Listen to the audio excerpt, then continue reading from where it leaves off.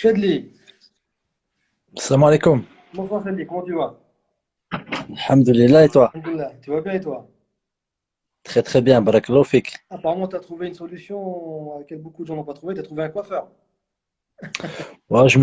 C'est ma femme qui m'a coupé. D'accord, ouais, comme beaucoup de gens. La boule, Comme beaucoup de gens. Comment tu vas? la Comment ça se base. passe avec le confinement là? Wallah, alhamdulillah, très bien, hein. On profite de la famille, on profite des choses qu'on fait pas d'habitude, hein. On est souvent à l'extérieur, souvent à droite, à gauche. Et puis on prend pas le temps de profiter de sa famille. Puis ben là, on a l'occasion de profiter de sa famille, alhamdulillah. Surtout que tu joues encore, toi. Tu n'as pas encore arrêté ta carrière. Ouais, je suis encore un peu actif. Je joue un petit peu encore dans un club qui s'appelle Sarre-Union en National 3. C'est 5e division en France, c'est FA2. Ouais, 35, 36 ans, c'est bien. Alhamdoulilah. Et c'est pas un peu dur là d'arrêter le foot là en plein en cours de saison? Ben, c'est pas facile, mais à mon âge, ça va, ça fait du bien. T'as l'intention de continuer encore longtemps de jouer ou tu veux encore profiter? Franchement, tant que la tête et les jambes ils suivent, on peut continuer, hein. On peut prendre l'exemple de mon ami Belhaj. Il est toujours 39 ans. actif, il est 39 ans. toujours en forme et ça fait plaisir. Exactement, exactement. Ouais, Simo. Hein? Non, j'ai des petits messages en bas, donc Déjà, mais je passe des il y a petits plein bonjours. de messages, il y a plein de messages, il y a plein de gens qui se souviennent de toi, qui ont de très bons souvenirs de toi. Justement, on va raconter un petit peu, on va revenir un peu sur ta carrière. Il y a beaucoup de gens Ouais, qui veulent en savoir plus. Tu as commencé au FCMS, c'est ça? T'as fait le centre de formation du FCMS? ouais, c'est ça, ouais. J'étais au FCMS et puis j'ai fait ma formation à Metz, donc voilà. Il y avait qui avec toi à l'époque? Il n'y avait pas des bailleurs? Ouais, il y avait Adebayor, il y avait un joueur aussi qui a un petit peu côtoyé l'équipe nationale, Laurent Aguazi. Ouais, Son deuxième prénom, c'est Karim, un très exactement. bon ami à moi. Sinon, qui a fini professionnel, il y a Ludovic Obraniak, qui a joué à Bordeaux, Ouais, il a joué pour la Pologne aussi. pour la Pologne, exactement. Il y a Franck Beria, il a un an de plus que moi, qui a fini à Lille. Il y a Ismaël Bouzid, qui a un an de plus que moi aussi. Ouais, il y en a quelques-uns qui ont, alhamdoulilah. C'est un bon centre de formation quand même, le FCMS, hein. Il a toujours sorti beaucoup de joueurs, hein. Ouais, ouais, très bon centre de formation. Ils ont une bonne école. C'est un bon, c'est un bon centre. Franchement, c'est un très bon club formateur. Et toi, pourquoi t'as pas signé justement là-bas en pro? Comment ça s'est fait? Après, c'est compliqué quand on a 17, 18 ans. Les clubs comme ça, formateurs, tout ça, ils veulent des joueurs déjà prêts à 18, 19 ans. Après nous, on va dire les Arabes, ils ont un petit peu la morphologie un petit peu en retard, qui deviennent un peu plus tard des hommes entre guillemets. Ouais. Et puis bon, ben voilà, hein, j'ai réussi à suivre mon parcours en Allemagne. Donc voilà, j'ai signé un FC Saarbrück et puis voilà quoi. D'accord. Bah, justement, après, nous on t'a connu justement à ce moment-là, parce qu'avant, on ne te connaissait pas vraiment. C'est à Sarrebruck en fait que tu as commencé. Tu as même été appelé en jeune avec l'Algérie. Ouais, C'est ça? exactement. Quand j'étais à Metz, j'ai été appelé en équipe nationale junior. D'ailleurs, il y avait Ismaël Bouzid qui avait fait le stage. Il y avait qui encore? Il y avait Younes, non, Karim Ben Younes qui était avec Ouais, moi aussi. exactement. Ouais. On était en Côte d'Ivoire, on avait joué en Côte d'Ivoire. C'était par le biais de monsieur qui travaillait beaucoup pour l'Algérie, qui s'appelle Ahmed Labdi, en France, qui est basé en France, qui avait recruté pas mal de jeunes joueurs, qui les avait envoyés en sélection. Donc je tiens à souligner son travail. Et puis c'était comme ça que j'avais eu un premier aperçu et puis on va dire une première sélection en équipe jeune, quoi. D'accord. Donc c'était un monsieur qui travaillait pour la fédération ou il travaillait bénévolement? C'est comment? Ça, j'en ai aucune idée s'il travaillait bénévolement ou pas, mais je sais qu'il était très proche de la fédération. Et je pense comme tout Algérien, quand on peut aider son pays, on l'aide. Donc je sais pas si après il l'a fait pour de l'argent ou pas, mais bon, voilà quoi. Non, je veux dire, c'était pas structuré ou c'était voilà, mais beaucoup de gens recherchaient justement des joueurs parce que l'époque, il n'y avait pas forcément Internet, c'était pas facile de voir tout le monde, donc c'est ça, hein. C'est les gens qui voyaient Ouais, des joueurs dans la région, c'est ça qui parlait. voilà, ouais. Ouais, c'est clair, hein. Franchement, c'est clair. D'accord. Donc après, tu arrives tu m'as dit, tu es à Sarrebruck, en deuxième division, Ouais. et en fait, c'est un entraîneur français qui était là-bas, c'est ça, un certain Didier Philippe, c'est Un- ça? C'était l'entraîneur adjoint, ouais, tout à fait, DJ Philippe. L'entraîneur, c'était Rudy Baumer. Il est rentré en cours de saison. Moi, quand j'ai intégré le club, j'étais en équipe réserve, qui était en D'accord. CFA.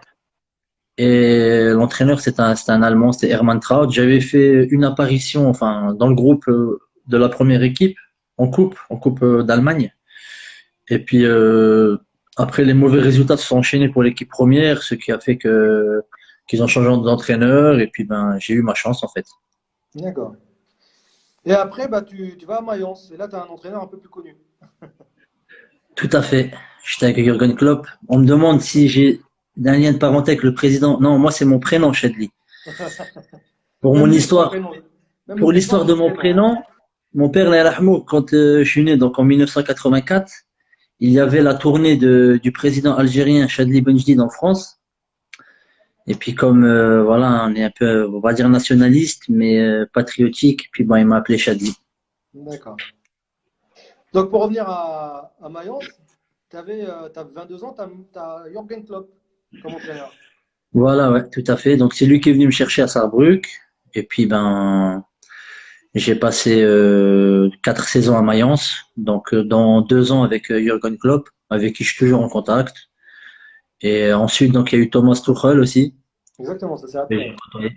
Voilà, j'ai toujours aussi en contact avec. Et puis ben, très très bien quoi. Est-ce que tu peux nous parler un petit peu de Jürgen Klopp? Parce qu'aujourd'hui, il est connu, c'est un entraîneur qui fait beaucoup de show, qui est très, qui vit vraiment ses matchs et tout. Il était déjà comme ça à l'époque? Il a toujours été comme ça, toujours proche de ses joueurs, quelqu'un de simple. On va dire, il est beaucoup porté sur l'humain. Et puis voilà, hein, donc c'était un plaisir de travailler avec lui. J'ai toujours des À nouvelles. l'époque, vous étiez en D2, en Bundesliga 2. Tu le voyais, toi, partir très loin comme entraîneur? Ben écoute, à l'époque, quand j'ai signé à Mayence, c'était en première division. On est ensuite descendu la première saison. Et la saison d'après, on a raté de peu la montée. Et puis lui a dit que si on montait pas en première division, il partirait certainement dans un autre club. Parce qu'il avait été sollicité, il était sur les tablettes du Bayern Munich à l'époque déjà. Et à l'époque, c'était Jürgen Klinsmann qui avait signé à Munich. Et lui, il était en deuxième position. Mais il était vraiment déjà coté. Donc, il a opté pour Dortmund. Et puis, bon, bah, il a fait ce qu'il avait fait à Dortmund, hein. Il a fait un super travail là-bas. Et puis nous, l'année d'après, on est remonté en Ligue 1, en fait. Justement, tu avais Tourelle, et Tourelle, c'était quoi aussi? Il était très jeune aussi à l'époque, Tourelle, non? Tuchel, il était très jeune. Il avait 34 ans. Il y avait un joueur dans notre équipe qui était plus âgé que lui déjà. Il D'accord. s'appelait Miroslav Karan, c'était un international tchèque, très bon joueur, une grande carrière aussi. Et puis lui, il était entraîneur des U19 et il a été propulsé en équipe première. Ben, c'était le début à l'époque où en Allemagne, on commençait à donner vraiment la barre technique à de très jeunes entraîneurs qui n'avaient pas forcément fait de grande carrière. Et c'était comment à l'époque quand tu le voyais, toi? Bah, attends, juste on me pose des questions. Choupo-Moting, il est venu après moi. Ah, je vous montre, Et, ouais, donc parce que j'ai vu plusieurs fois la question avec Choupo-Moting. Choupo-Moting, il est venu après moi. Mais je l'ai croisé il y a pas récemment quand je suis allé au camp des loges avec mon fils voir un entraînement pour voir Thomas Tuchel avec qui j'ai toujours contact. Et puis on s'est salué parce qu'on se connaît de nom, on a des amis en commun. Et puis c'est quelqu'un de gentil, Choupo-Moting. Bref, et ouais, donc on disait. On disait qu'à l'époque, c'était la première fois où en Allemagne, on commençait vraiment à donner la chance à beaucoup de jeunes entraîneurs. C'est ça, hein? Ouais, ben en Allemagne, ils ont un peu une autre philosophie. Et c'est vrai que les entraîneurs jeunes, ça leur fait pas peur. Comme d'ailleurs les jeunes joueurs, ça leur fait pas peur. Ben, quand Thomas Tuchel a pris l'équipe, il y avait un joueur qui était en U19. Donc, je pense que toute l'Algérie le connaît. C'est André Schürrle. C'est lui qui a marqué le but Oui, éliminatoire. oui, Et ça faisait donc, très lui, mal. Ouais, donc lui, ben, il a évolué avec moi aussi. Et puis voilà quoi, hein. Donc il n'a pas hésité à faire jouer un joueur de 19 ans avec nous et c'était un très bon joueur. Et puis bon ben voilà, il a fini champion du monde, hein. Et pour finir un peu le tour des entraîneurs, tu as joué aussi avec un autre joueur qui a joué avec toi, qui est devenu entraîneur maintenant, c'est Marco Rose. Tout à fait, ouais, Marco Rose qui est maintenant à Mönchengladbach, qui est entraîneur de Rami Ben Sebaini. Et puis ben j'ai été le voir en début de saison où j'ai aussi croisé donc Rami. Et je suis toujours aussi en contact avec Marco Rose, c'est un bon ami à moi. Et tout ça, ça te donne pas des idées d'avoir rencontré tous ces entraîneurs? Ça te donne pas pour après? Ah, après, comme on dit, chacun son métier. Moi, je suis pas, comme on dit, Tu te sens pas j'aime avoir le bien le profil? foot. Ouais, je pense pas avoir le profil. C'est pas facile d'être entraîneur. Faut déjà sur le terrain, tu vois les joueurs qui peuvent être entraîneurs. Moi, je suis pas quelqu'un qui parle beaucoup sur le terrain ou des choses comme ça. Je suis plus quelqu'un qui par ses actes, ben écoute, j'essaye de montrer le bon exemple et tout. Mais entraîneur, c'est autre chose. Faut savoir gérer des hommes. Faut savoir gérer l'humain. C'est pas facile. D'accord. Après, juste pour finir rapidement sur ta carrière, après on va parler de la sélection, parce que beaucoup veulent te poser des questions sur la sélection. Après, tu as connu beaucoup de blessures à partir de l'âge de 26 ans, c'est ça? Hein. C'est ça qui t'a un peu freiné. Ouais, j'ai eu des petites blessures, mais pas trop graves. J'ai toujours su rebondir. Après, j'ai eu vraiment une grosse blessure. C'était en 2011, où là, j'ai eu quasiment 1 an et demi d'arrêt. Et je me suis retrouvé donc en fin de contrat. Et là, c'était un peu plus difficile. Donc, de là, mon passage au MC Oran. Et, donc, au passage au MC Oran, ben, ça faisait 2 ans que j'avais pas fait de Jouer. compétition. Voilà. Et puis bon, ça m'a manqué un peu. C'était pas un contexte très facile, avec un petit peu des problèmes administratifs qu'on connaît. Et puis bon, ben voilà quoi. Justement, tu fais partie des rares internationaux algériens qui sont passés par des centres de formation, qui ont fait justement le saut après de venir en Algérie. C'était comment pour toi? Tu as dit que c'était difficile, il y avait bien sûr, on connaît les problèmes administratifs. Au niveau de l'adaptation, c'est comment quand on a joué en plus haut niveau en Bundesliga d'arriver en Algérie? Ben, je vous cache pas, c'est pas facile parce que bon, déjà entre euh, voilà, Smaïl il me dit recule, s'il te plaît, on voit trop ta tête là. Je vois pas ma tête moi à l'écran, c'est pour ça que moi c'est tout noir. Je sais que de l'autre côté on me voit, mais moi je me vois pas. Ah, tout va Donc bien. là, je pense que là voilà. Ouais, Smaïl, c'est un gamin, Smaïl. Donc ce que je disais, entre l'Allemagne et la France, il y a un grand écart de professionnalisme et d'infrastructure. Pourtant, on connaît la France, on connaît les centres de formation, on connaît quand même les moyens qui sont en France et l'Allemagne, eh ben, c'est encore un niveau au-dessus. Et c'est vrai que quand on va dire, on traverse la Méditerranée pour aller jouer en Algérie, il y a vraiment une grosse, grosse, grosse différence. Et c'est vraiment pas facile en tout cas, hein. C'est dur de s'adapter, mais après, ça reste quand même, il y a des bons joueurs dans le championnat. C'est un championnat où il y a des bonnes équipes. Après, je pense que ça manque de moyens. Et moi, j'ai été quand on a déclaré que la première division algérienne, c'était une ligue professionnelle. Alors que bon, je pense qu'il faut un peu de temps quand même. Parce qu'au niveau des infrastructures, comme je disais, au niveau des vestiaires, au niveau des terrains, il n'y a que du synthétique. Les vestiaires, c'est pas trop ça. Qu'on joue à domicile ou à l'extérieur, les douches, quand on va à l'extérieur, on dort à l'hôtel, c'est pas facile non plus. Les repas, sandwich merguez, coca, tu vois, je veux dire. Ouais, je sais.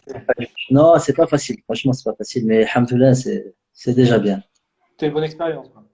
Humaine, quoi. Bah, une bonne expérience. Moi, toutes les expériences, qu'elles sont bonnes ou mauvaises, ça reste des bonnes expériences parce que quand elles sont mauvaises, on apprend et quand on sent bien, ben, on apprend et on kiffe. Après, c'était pas facile. Je vous cache pas, c'était vraiment difficile. Justement, toi, malgré les problèmes administratifs que tu as eu au MCO, tu n'as jamais fait de scandale ni de trucs dans la presse. Et là, il y a Mora99 qui dit le joueur professionnel le plus humble au monde, Barakallahu fi. Ouais, bah, c'est gentil. C'est ton Non, caractère? ben, moi, j'aime pas faire de politique. Je pense que la meilleure réponse, elle est sur le terrain. Après c'est pas, voilà, j'essaye d'être professionnel jusqu'au bout, et puis, bah, alhamdoulilah, hein. Bon, on va parler un peu de la sélection. Tu n'as pas connu beaucoup de sélections, mais tu as été quand même entre 2006 et 2010. Donc c'est la période où l'équipe d'Algérie, on est passé on va dire, du pire au meilleur, entre guillemets, si on Ouais. veut. Ah, quand tu arrives en 2006, on est vraiment au bout du trou quand même, hein. Ben, ma première sélection, c'était en Guinée, en Ouais. 2006. Donc, c'est Cavalli qui m'appelle. Et je suis au stade en 2006 lors de la finale de Coupe d'Algérie USMA MCA. Parce que j'avais mon ami donc Ismaël Bouzid qui jouait, donc je suis allé voir le match. Et donc suite à ça, j'ai rencontré très brièvement donc Jean-Michel Cavalli. Et on m'a présenté, on m'a dit c'est un joueur qui joue en Allemagne, en deuxième division, il a signé en première division à Mayence, etc. Faut le voir, etc. Et puis ben, par la suite, donc j'ai eu ma convocation. Et donc mon premier match c'était en Guinée. Donc j'arrive en Guinée avec, bon, je me suis directement lié d'amitié avec Nadir Belhadj, avec qui je m'entends très bien. Et on est parti en avion militaire. Donc avion militaire, ça veut dire avion à hélice avec la porte qui s'ouvre par l'arrière. Comme, Exactement. et bon, je me dis quand même, bon, ça fait déjà bon, bref. On a effectué un vol de 14 heures. On a fait Avec une 14 heures de escale. voyage. On s'est arrêté à Tindouf et pour faire une pause. Et ensuite, on est reparti. Et je vous cache pas qu'arrivé en Guinée, je voulais rentrer. Je me suis dit, parce que c'est pas sérieux, quoi. Je veux dire, Ah ouais. on est quand même des professionnels, on vient, parce que les gens, peut-être qui, à l'époque ou encore aujourd'hui, bon, peut-être aujourd'hui c'est différent, mais ils pensaient que qu'on venait, on prenait des sachets d'argent, on rentrait chez nous. Je vous dis la vérité, on jouait quasiment gratuitement. Je vais pas évoquer de somme parce que ça va peut-être choquer certaines personnes, mais voilà quoi.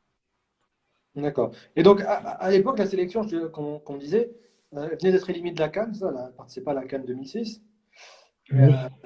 Et après, bon, vous repartez sur les qualifications de 2008, et là aussi, il n'y a pas de, il y a pas la CAN 2008. Comment c'est l'ambiance?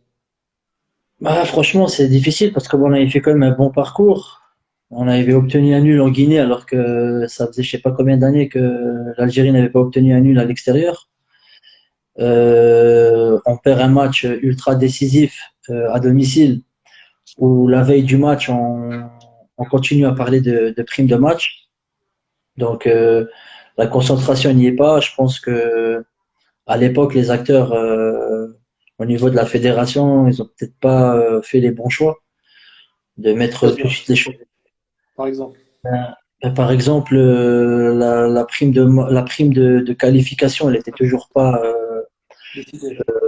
c'était même pas clair. On verra. Alors que nous, on sortait de 3 semaines de stage au mois de juin, donc pendant nos vacances estivales de football. Donc on avait fait un petit peu la campagne, on avait fait Cap-Vert, Barcelone pour jouer à l'Argentine, retour à Alger. Donc on était resté sur 3 semaines de stage, dont on nous a pas payé. Donc c'est toujours on verra la prochaine fois, on verra la prochaine fois. Et puis bon ben là comme on avait on va dire un petit peu les cartes en main, certains joueurs et certains cadres de l'équipe ont décidé de monter au créneau parce que la situation elle n'était pas très acceptable. D'accord. Donc, Donc à ouais, la veille du match ultra décisif contre la Guinée à domicile, t'es pas dans le match, voilà, c'est pas des bonnes conditions quoi pour faire un match. d'accord. Tu as parlé de Barcelone, justement. La question qui n'arrête pas de revenir, tout le monde qui en parle. Ton fameux match contre l'Argentine. Vous avez joué deux matchs de gala contre l'Argentine et le Brésil. Et toi, je me rappelle justement le match contre l'Argentine, tu as été assez impressionnant ce match-là. Ouais, j'avais fait un bon match. Bah, après, tu es quand même motivé quand tu joues au Camp Nou et tu joues contre l'Argentine. C'est quand même une certaine motivation. De plus que eux aussi, ils avaient mis l'équipe type parce qu'ils préparaient leur Coupe Copa d'Amérique América. du Sud. Voilà. Donc, ils étaient en finale, ils avaient perdu contre le Brésil en finale, donc 3 ou 4-0, je sais plus, 3-0, je crois. Donc, D'accord. t'as en face de toi des mecs voilà, que tu vois que à la télé. Il y avait des Tevez, des Messi, Zanetti, Cambiasso. Après, c'est sûr que tu es quand même super motivé. Et puis, on avait quand même une bonne équipe. Donc, on avait une équipe des mecs qui jouaient, qui n'avaient pas peur de jouer. Donc, on a fait un gros match. C'est vrai que c'est dommage, après un match comme ça, d'être éliminé de la CAN. Parce que j'aurais préféré faire un sale match là et gagner contre la Guinée. Mais bon, malheureusement, ben voilà. Comme je vous ai expliqué, c'était un petit peu compliqué cette période. Après, le match contre le Brésil aussi, Ouais. c'est aussi un match de gala, quoi. Donc, cette période, tu les prenais plus comme pour des matchs de gala que des matchs de préparation? C'était Comment c'était? des matchs de prestige parce que des matchs comme ça, t'en fais pas tous les jours. Après, ça reste des matchs de préparation aussi. Mais c'est vrai que c'est des matchs de prestige. Après, il y en a peut-être qui vont se demander c'est quoi l'intérêt de jouer le Brésil ou l'Argentine. Après, c'est des choix peut-être entre fédérations. Et souvent, les équipes sud-américaines ou même européennes de gros calibre, on va dire, ils recherchent aussi des équipes africaines. Pour eux aussi, aussi des matchs de préparation. C'est vrai que nous, on n'en voit pas trop l'intérêt parce que à cette époque-là, on jouait pas la Coupe du Monde, etc. On jouait que, on va dire, du championnat africain. Mais quand on joue Burkina Faso à Aix-en-Provence ou je ne sais quoi, je vois pas non plus l'intérêt d'un match comme ça sur un terrain municipal, tu vois. Mhm. Exactement. Donc, Toi, tu disais que justement, vous avez de très bons joueurs. À l'époque, tu as parlé de Nadel Belhaj, qui a fait aussi un très gros match pour l'Argentine. Donc, c'est des bien matchs sûr. où on a vu des joueurs qui ont vraiment fait de gros matchs à ce moment-là. Mais même toi, tu n'as joué que 10 matchs, mais tout le monde se souvient de toi. Est-ce que on te le dit encore? Non, bien sûr, j'ai laissé un bon souvenir et ça me fait plaisir parce que c'est à l'image de la personne que je suis. Je suis quelqu'un de qu'on apprécie en général. Je suis quelqu'un de simple. Et puis, comme on dit, venir porter les couleurs de ton pays, ben c'est toujours un plaisir et un honneur. Et tu as toujours des. On garde de toi aussi l'image de quelqu'un qui se donne à fond. Le match à 100% du début jusqu'à la fin.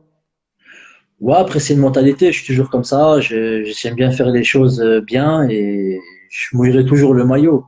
Parce qu'il y a toujours ce que je dis, on peut rater un contrôle, on peut louper une passe, on peut louper un but, mais faut pas qu'il y ait un manque d'envie, quoi.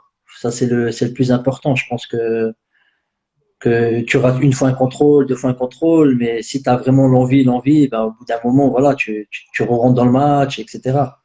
Donc le plus important pour moi, c'est vraiment l'envie de mouiller le maillot, c'est ça le plus important. Pour revenir justement aux deux matchs de gala là, contre l'Argentine et le Brésil, est-ce que tu as des anecdotes? Moi, je me souviens que les joueurs brésiliens ou argentins, ils étaient quand même très accessibles à l'époque, hein. Ils étaient accessibles. Ouais, ils étaient très détendus, ils étaient très faciles d'accès et tout. Quel souvenir toi tu as de ces matchs? Est-ce que tu as des anecdotes justement dont tu te souviens? Moi, par rapport à l'Argentine, je les ai pas trouvés du tout accessibles. Ils ont fait un petit peu, je trouve même, je vais pas dire les stars, parce que c'est des stars, mais on les a un petit peu choqués à la mi-temps avec le terrain à la mi-temps. Ils ne voyaient pas venir. Et puis moi, j'ai pas eu d'échange avec eux. Ou moi, j'ai fait mon match comme si je jouais contre n'importe quelle autre équipe. Et je suis rentré au vestiaire. On a eu le droit au petit vestiaire. Eux, ils ont eu le droit au grand vestiaire de Barcelone. On avait un tout petit vestiaire visiteur pour les moins de 17 ans ou moins de 15 ans là.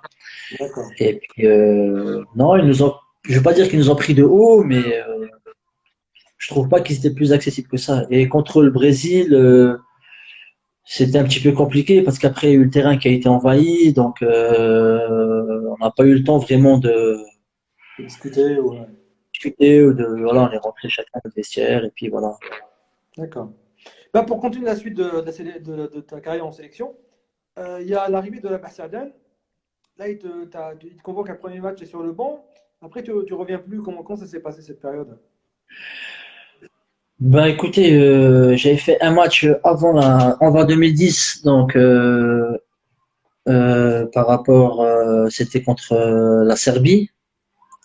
J'étais malade, donc avec le médecin juste avant le match. Donc il me prend la température, j'ai plus de 39 de fièvre. Donc moi je me dis que je me sens quand même bien et je dis qu'ils veulent pas prendre de risques. Donc on reprend la température dans le match, toujours très élevée. Donc j'étais à 40, un truc comme ça, donc c'était bizarre. Et donc on prend pas le risque que je rentre, que je joue. Donc j'ai pas joué ce match. Et pour en revenir à Saaden, pourquoi m'a pas convoqué? Bon après ça, c'est faut peut-être lui poser la question. Mais après il y a eu il y a eu peut-être deux anecdotes où bon, pas. euh, il y avait un stage en France, c'était l'été aussi, à l'époque de Saaden quand il arrivait, peut-être en 2008 ou 2009. Et donc Karim Atmour va signer son contrat à Mönchengladbach Ouais. et ne vient pas en sélection. Et moi, on m'appelle donc dernière minute pour venir combler l'absence de Karim. Et je leur dis que moi, je peux pas venir parce que je venais de me faire opérer du bras. J'avais eu un coup en fin de saison et on avait attendu justement la fin de saison pour pouvoir faire l'opération au niveau du biceps. Et parce que j'avais eu le sang qui s'est coagulé et ça a fait comme un os et ça me faisait très mal. Donc, je me suis fait opérer. Et puis donc ils ont voulu en fait que je vienne Pour pour combler montrer les l'absence. radios. Voilà et aussi venir Pour montrer montrer mes. la. Moi j'avais prévu mes vacances, je partais le lendemain. Je dis moi ça sert à rien, je suis pas un menteur, je peux vous envoyer tout ça et tout. Donc voilà, je pense que ça aussi il a peut-être pas bien pris, probablement. Et puis voilà. Hein. Bah, Karim Atmore, qu'on a eu il n'y a pas longtemps, on a raconté aussi qu'il avait un peu le même problème avec Vaïd. C'est que lui aussi, il avait un peu enchaîné les matchs pendant les vacances, 3 saisons de suite, et il avait besoin de repos. Et ça a été mal interprété. Donc, comment est-ce que tu vois ça? Pourquoi il y avait un problème d'interprétation? À chaque fois, il y avait des problèmes de ce genre. Bah, c'était compliqué. Moi j'ai eu le même problème, c'est que quand on a fait la tournée, la Guinée, pendant les vacances, l'Argentine, etc. Moi, je suis revenu et pendant ce temps-là, j'avais très mal aux adducteurs. En rentrant en Europe, donc c'était en 2007 ou 2008, je rentre, je dois me faire opérer de la pubalgie. Donc, je me fais opérer de la pubalgie et mon premier match que je fais à mon retour, c'est le Brésil. Donc, on me convoque pour le Brésil. Et j'ai demandé à Jürgen Klopp, je peux y aller. Je sais que je vais pas jouer beaucoup, mais c'est quand même, c'est une fois qu'on joue contre le Brésil, donc il m'avait laissé partir. Donc après, je comprends Karim Atmour. On fait 3 semaines de stage. Tu restes, tu reviens une semaine, tu repars dans ton club. T'as même pas le temps de souffler. T'as même pas le temps de récupérer. Et puis après, ben voilà, tu peux te blesser. Les préparations, elles sont vraiment costauds. Je peux comprendre Karim Atmour. Et comme je vous ai expliqué, on est passé 3 semaines, on nous a pas payé. Vous voyez. Ah ouais. Donc, toi, tu vas, tu te sacrifies, l'argent, tu le vois pas. Au moins, on te donne de l'argent, ça compense un peu. On dit, ouais, on joue pas pour l'argent et tout, mais c'est, on va dire, des règles de base dans le sens où c'est donnant, plus ou moins. Toi, tu fais des efforts, tu fais des sacrifices. Eux, je pense pas qu'ils viennent gratuitement. Donc, nous, on est joueurs, on est les principaux acteurs sur le terrain. On est les principaux à qui on va dire faire des critiques, des grosses critiques. À la sortie de la Guinée, on se fait caillasser le bus, on a attendu 1 heure pour rentrer chez nous. C'est quoi l'intérêt? Tu vois? Mhm. Oui, c'est le minimum, quoi, tu veux dire. C'est le minimum. Symbolique, à la limite, ça. Comment? C'est à la limite même symbolique, en fait, le fait d'être Ben, payé c'est symbolique parce que la c'est somme. pas que symbolique, c'est juste que à l'époque là, il n'y a aucun centre de formation qui est créé. Nous, on vient, on va dans les hôtels militaires, on s'entraîne sur des terrains militaires, on n'a pas de terrain, on n'a rien, nous. On va sur des terrains et l'herbe, elle est haute jusqu'aux chevilles. Tu vois, tu vas t'entraîner, tu fais des entraînements, tu vois ce que je veux Progresse sur dire? ta carrière, en fait, c'est Le, ça. le problème, ben, bien sûr, toi, quand tu pars, tu laisses ta place libre au club. Toi, tu reviens, tu fais un mauvais match, tu es sur la tribune après, ciao. Il y a pas de. C'est qui te paye? C'est ton club. Donc, après un bout d'un moment, c'est normal que tu mettes ta priorité dans le club aussi, tu vois. Parce que quand là, je me suis blessé, moi, pendant les 3 semaines, j'avais mal aux adducteurs. C'est qui a pris en charge le kiné, qui a pris, c'est le club, tu vois. Ils Hmm. m'ont donné le temps, ils m'ont donné le temps de récupérer, je suis revenu, tu vois. C'est pas, c'est pas la sélection. Ouais. Là, il y a Rafik Takana qui n'arrête pas de poser des questions. Il aime bien les questions un peu punchy. Il dit, est-ce que réellement, à ton époque, certains joueurs imposaient des joueurs dans le 11? Ça, c'est ce que c'était des rumeurs. Putain, on m'envoie des messages et quand ça vibre, il tombe. Attends, je vais juste mettre mon téléphone. Comme ça va plus me lever. Là, tu me vois bien? Ouais, tu vois. Ouais, donc je te disais, c'est vrai qu'il y avait certaines rumeurs qui disaient, mais bon, après, dans chaque équipe, même dans un club, il y a toujours des clans, il y a toujours des choses. Moi, perso, comme je disais, moi, je fais pas de politique. Moi, je viens, je joue. On m'appelle, c'est bien. On m'appelle pas, je suis à la maison, c'est bien. Il n'y a pas de souci. Après, il y a des choix à faire. Il y a l'entraîneur qui fait ses choix. Et après, bon, voilà, c'est compliqué de répondre à ce genre de questions parce que on n'a ni la preuve, ni les, voilà, tu vois. D'accord. Toi, donc à l'époque, on disait donc Sadan, tu joues, t'es rappelé pour le match de la Serbie, tu peux pas jouer, mais après tu reviens. Est-ce que tu avais une chance d'aller en Coupe du Monde à ce moment-là? Est-ce que tu y pensais? Ben, franchement, oui, je pensais que j'avais une chance d'y aller. Je faisais partie, je crois, des 25. Ouais. Puis bon, ben, il en a appelé 23, et puis moi, j'étais réserviste au cas où il y a quelqu'un qui se blessait ou des choses comme ça. Après, ça faisait beaucoup parler la presse, et après, bon, il a fait son choix, et j'accepte son choix, hein, il y a aucun souci, hein. Ouais, justement, pour revenir peut-être sur le choix qui a pu être fait, toi, ton poste, t'étais un peu ailier, t'étais un peu ailier, parfois on te voyait un peu relayeur, ou un peu, t'étais polyvalent, très polyvalent, tu pouvais jouer à gauche, à droite. Est-ce que ça t'as pas joué un peu des tours d'être polyvalent finalement? Ben, ça, je sais pas. Après, il y a des entraîneurs, ils aiment bien les mecs polyvalents. Il y en a d'autres, peut-être ça m'a joué des tours. Peut-être après, comme je vous ai dit, il a fait son choix. Il y avait de très bons joueurs aussi au même poste que moi. Donc, après, c'est comme ça, hein. On va pas refaire le monde, hein. C'est les choix du coach. En tout cas, moi, j'étais toujours prêt à répondre présent en équipe nationale. Comme je vous ai dit, je venais en 2006, il n'y avait rien. On venait gratuitement. Donc, voilà, c'est pas pour l'argent qu'on est venu. On est venu vraiment pour le drapeau, quoi. D'accord. Bah, Jean, pour revenir sur ton poste, toi, c'était quoi vraiment ton poste? Donc, c'est quoi? T'es plus un ailier? T'es plus un joueur puncher? C'est quoi ça? On peut Ben, tout. j'ai joué un petit peu partout, même en club. Par exemple, Klopp m'utilisait des fois comme deuxième attaquant, des fois je jouais à gauche, à droite, des fois en 8, ça dépendait du système de jeu. Mais je suis un joueur offensif qui j'aime courir, je cours partout. Et puis voilà, on va dire, j'ai des qualités de vitesse qui font que ben, dans les 30 derniers mètres, je peux faire la différence. Et voilà quoi. Il y a une question qui revient. C'est qui le joueur le plus fort avec qui tu as joué?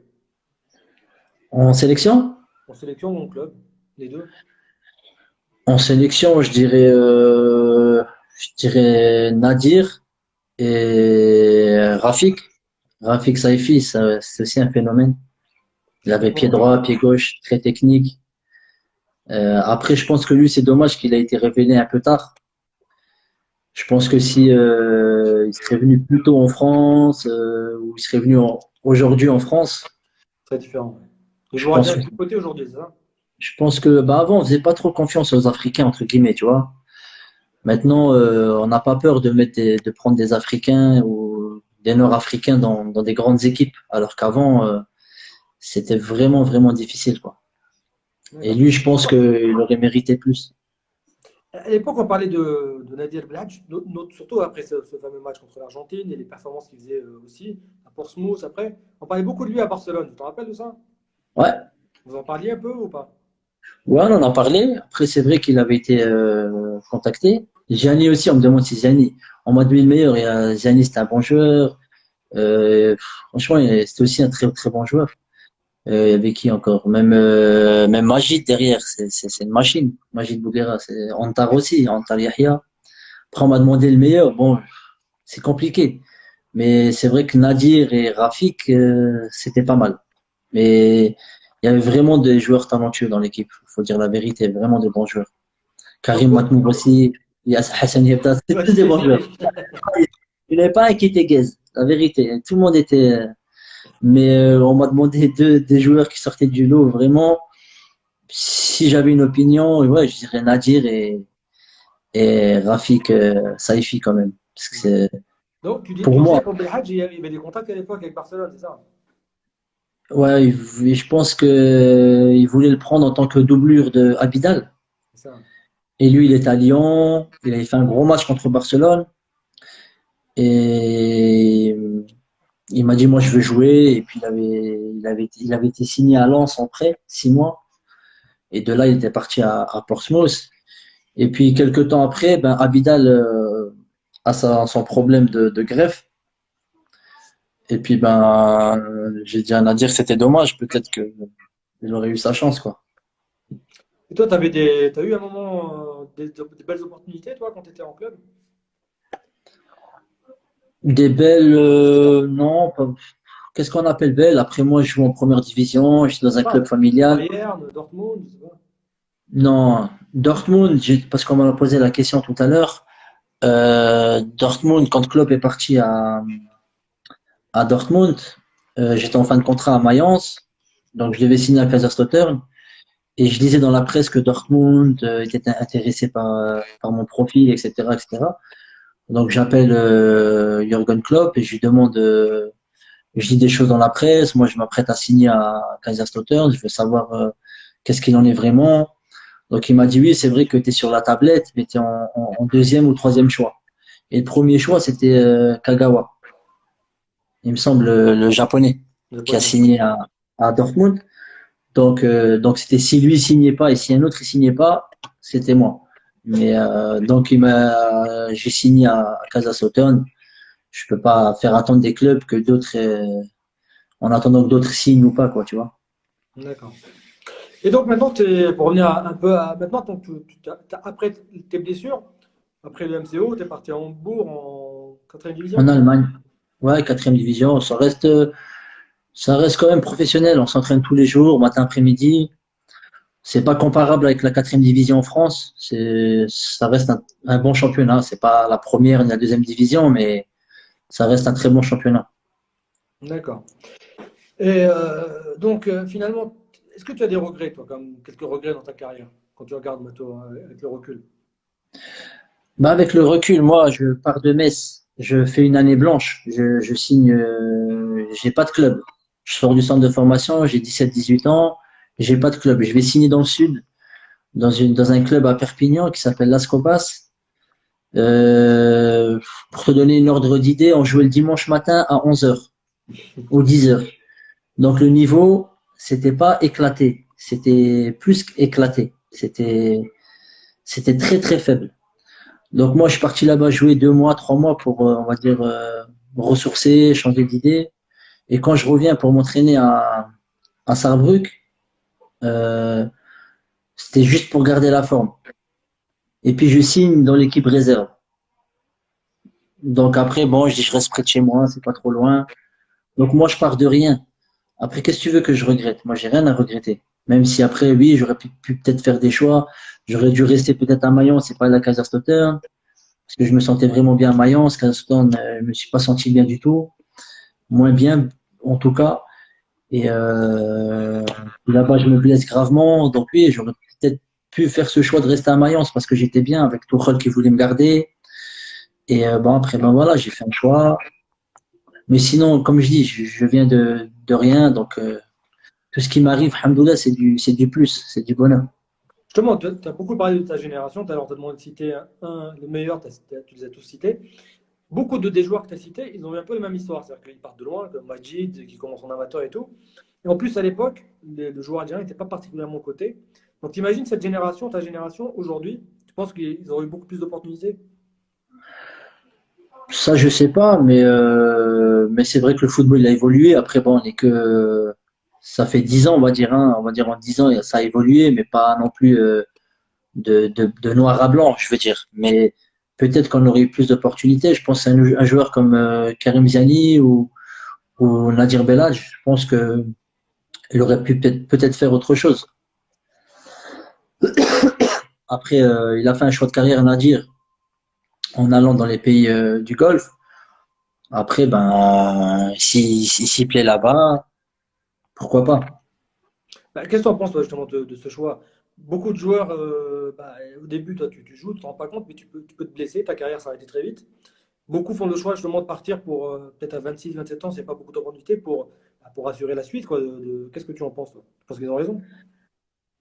Mais je pense qu'ils ont raison, hein. À la fin de la carrière, à part les souvenirs aussi ou ça, ben, qu'est-ce qui reste aussi? Ben, c'est ce que tu as, on va dire, produit durant ta carrière. Et ce que tu as produit, ben, c'est ce que tu as gagné dans ta vie. C'est aussi important, bien sûr, parce que un joueur de foot, il sait faire que ça.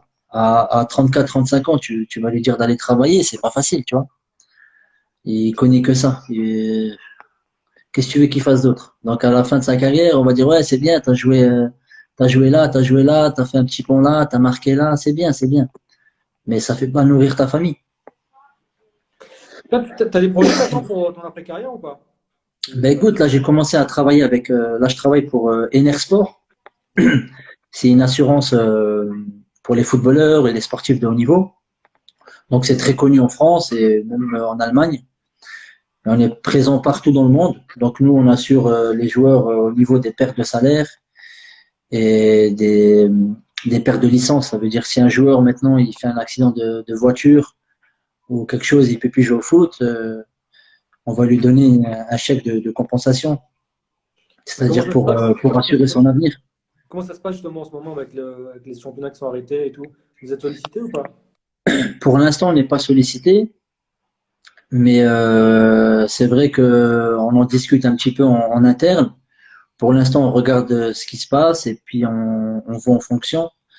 Mais c'est vrai qu'on pourrait peut-être intervenir, c'est vrai, dans certains cas. D'accord. Là, peut-être un peu pour finir avant de te laisser, beaucoup de questions sur la génération actuelle. Est-ce que tu as l'impression d'avoir participé un petit peu au renouveau de cette génération qui a permis justement à l'Algérie d'être championne d'Afrique? C'était un peu au début de la vague, on va dire. Ben, je pense en toute honnêteté, je pense qu'on a quand même contribué en quelque sorte à quelque chose. Déjà, on a un petit peu redonné l'engouement qu'il y avait pour l'équipe d'Algérie. Bon, il y a toujours de l'engouement pour l'équipe nationale, mais on a redonné un petit peu ce côté, je vais pas dire euphorique, mais voilà, avec les matchs comme l'Argentine, la Coupe du Monde 2010, même si j'ai pas participé, ça a été des points de départ. Si Je pense que beaucoup aussi ont pris exemple sur nous, ils ont opté pour l'Algérie. On peut voir les cas de Hassan Yebda, Mourad Megni qui arrive en 2008.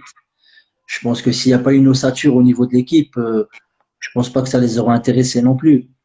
Donc ensuite, ben, c'est toutes ces pierres-là qui ont fait que ben ça a donné des bases à l'équipe actuelle, je pense aussi, tu vois. Après, eux, ils font leur travail, c'est pas nous qui sommes sur le terrain et qui avons fait les matchs qu'ils ont fait. Je sais pas ce que je dis, mais au niveau de la base de l'ossature et de la base au niveau de la fédération, je pense qu'on a contribué à pas mal de choses, bien sûr. Quand tu regardes maintenant avec le recul, les résultats, 2014, huitième de finale, 2019, la CAN. La CAN, ouais. Bah, ça fait super plaisir. C'est enfin, j'ai envie de dire. C'est comme on dit, ben c'est les fruits un petit peu que nous on a semé il y a une dizaine d'années et le travail continue et c'est bien que je vais pas dire que nous on s'est sacrifié, mais on a quand même enduré de grandes épreuves, que c'était pas facile et maintenant que eux ben ils soient dans la vague de la réussite, ben ça fait super plaisir. Ils le méritent en tout cas. Cette équipe, elle te plaît bien? Tu l'as vu jouer? Qu'est-ce que tu en penses de la façon de jouer de cette équipe sous Belmadi? Ben, comme je te disais, moi le premier critère c'est mouiller le maillot, donc jouer avec le cœur. Et ben, c'est ce qu'ils font et ça peut que plaire. Et pas seulement à moi, parce que je suis algérien, mais je pense à beaucoup de monde. Parce qu'elle joue vraiment avec le cœur et il y a des super joueurs aussi dedans. Donc, ils ont su manier les individualités et le collectif.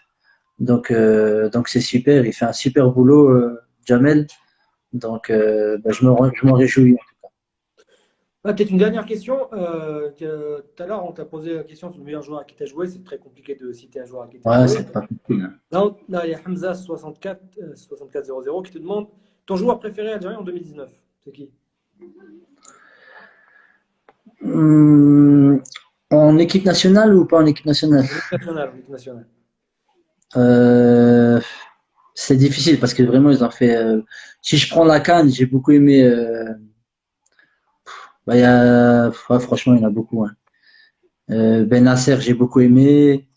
Blaili, ça a été une révélation aussi. Bounedjah, j'aime bien. Franchement, Youssef Attal, je kiffe. Ben Sebaini aussi. Ils ont vraiment une belle équipe. Donc, c'est vraiment compliqué de choisir un seul joueur parce que à chaque match, même les remplaçants, quand ils sont rentrés, quand tu regardes Ounas, quand il est rentré, même Slimani, c'est pas facile. Mais si vraiment je dois en choisir un, je pense que c'était Ben Nasser parce que ça a été une surprise parce que je le connaissais pas. Enfin, je connaissais, mais j'avais pas vraiment eu l'occasion de le voir jouer vraiment. Alors que bon, Youssef Attal, c'était pas une surprise, Ben Sebaini, c'était pas une surprise. Et Bounedjah aussi, c'était une surprise parce que je connaissais pas. Rafik Takana qui te demande est-ce que tu as connu Belaïli au MCO? Non, tu ne l'as pas connu. Non, je l'ai pas connu au MCO. Il était encore, il était en Tunisie, il me semble, à l'Espérance. Mais je l'avais rencontré une fois. J'étais parti manger chez un ami à Oran et je l'ai rencontré là-bas. On s'est salué et c'est la seule fois que je l'ai vu. Mais je l'avais vu à Oran, ouais. D'accord. Eh bien, Chadli, ça m'a fait vraiment plaisir de discuter avec toi, de revenir un peu sur ta carrière. Je pense que tout le monde t'a dû lire les messages. Tu laissé que de bons Ouais. souvenirs. Ben, merci à toi et merci à tous ceux qui ont suivi l'interview. Et bon voilà, hein, moi je suis très content d'avoir fait cette interview et ça me fait plaisir en tout cas de donner des nouvelles et quand on demande après moi, ben, ça fait plaisir. Eh ben, super. Ben, on espère que la saison va reprendre, que vous allez reprendre à jouer. Ouais, moi en amateur, je te dis honnêtement, ça reprend ou ça reprend pas là, Ouais. voilà, ça va reprendre la saison prochaine. Dans tous les cas, nous ça y est, la saison est arrêtée. Et comme je dis, moi je joue pour le plaisir et pour garder la forme et tant que je prends du plaisir, je continue. Et, euh, et puis voilà, hein. En tout cas, je voulais souhaiter aussi un bon ramadan à tout le monde. Dans ces temps difficiles, c'est pas facile. Il n'y a pas de taraweh, il y a pas de. C'est très difficile. Pas de Zlabia, beaucoup de problèmes parce qu'il n'y a pas de Zlabia non plus. Chez vous, je pense que j'ai pas été voir dehors, mais je pense qu'on peut en Il n'y a trouver. pas. Mais c'est pas Ah, facile en tout t'inquiète. cas, au niveau des habitudes, au niveau de tout ça. Parce qu'il y a quand même l'ambiance Ramadan, c'est une ambiance. Et je pense que c'est dommage. Et je pense qu'en Algérie, ça doit être encore bien plus difficile que nous ici. En tout Exactement. cas, je souhaite un bon Ramadan à tous et courage à tout le monde, Inch'Allah. Merci Chadli. Bon De courage. rien, mon ami. À bientôt, Salut. Inch'Allah. Salam alaikum.